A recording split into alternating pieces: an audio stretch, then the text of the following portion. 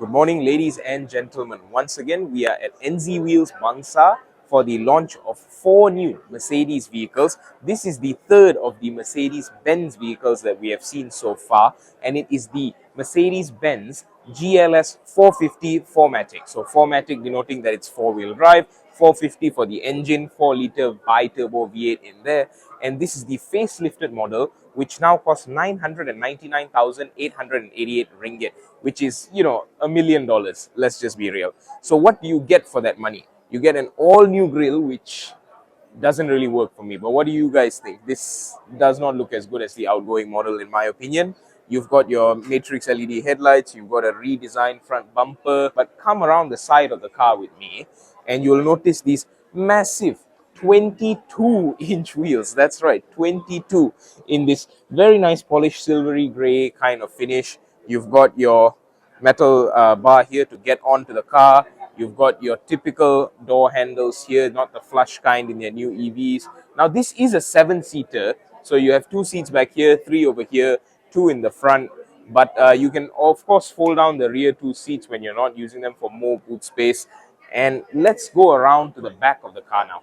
So we all know that the GLS is widely considered the S-class of SUVs, making it the ultimate chauffeur-driven machine on the road. Now, as you can see, this has quite a load lip to it, right? Like, there is a lot of ground clearance going on here, which means the booth itself is pretty high up. So I'm going to get out of the way of this thing because it's quite massive.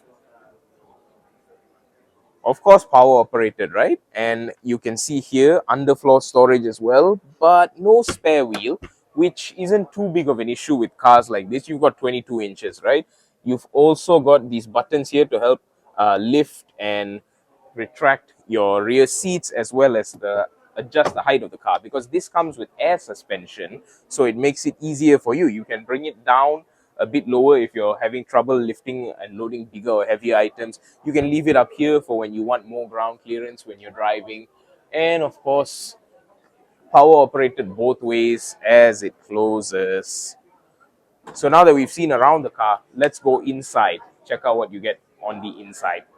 Okay, so not only does this door open up really wide and it's very big, this little metal part here really helps you to get into the car. Now, I am about average height for a Malaysian male of my age, and even with the car at its maximum capacity, I find it slightly difficult to get in. So this is very useful. And of course, your typical seat adjustment here on the side of the door instead of in front. You've got memory function, and I do love this nice open-pore wood trim that they have now, which creates a slight contrast and gives you a bit of light in here, which of course I don't think you need anyway, because panoramic sunroof that runs almost the entire length of the car except the very rear. You've got a nice deep cubby space here. You've got your height adjustment here. You've got your trackpad here, which controls your twin screen on the infotainment. This AMG style steering wheel, it's also flat bottom, but there's no AMG wording here. Airbag there. You've got a very nice digital driver display, and this is very typical for Mercedes-Benz these days, right? This twin screen setup.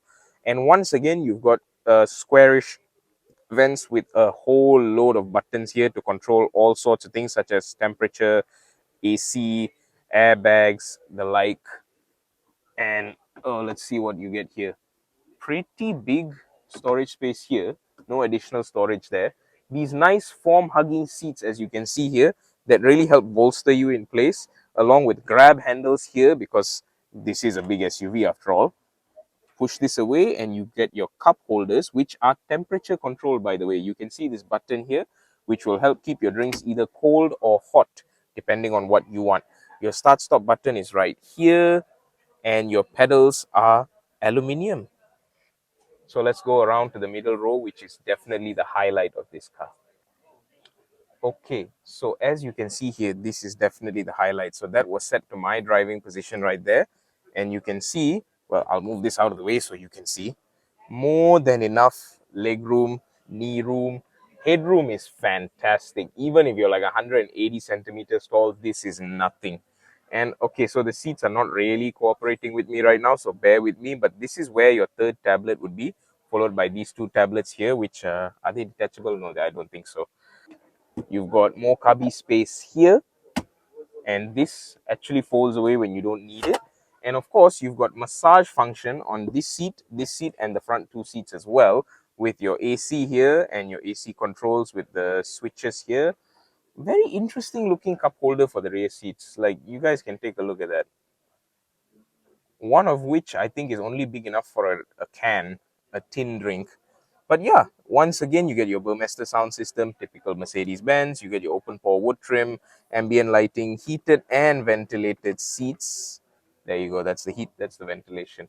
So what do you guys think? For $1 million, is this worth your money?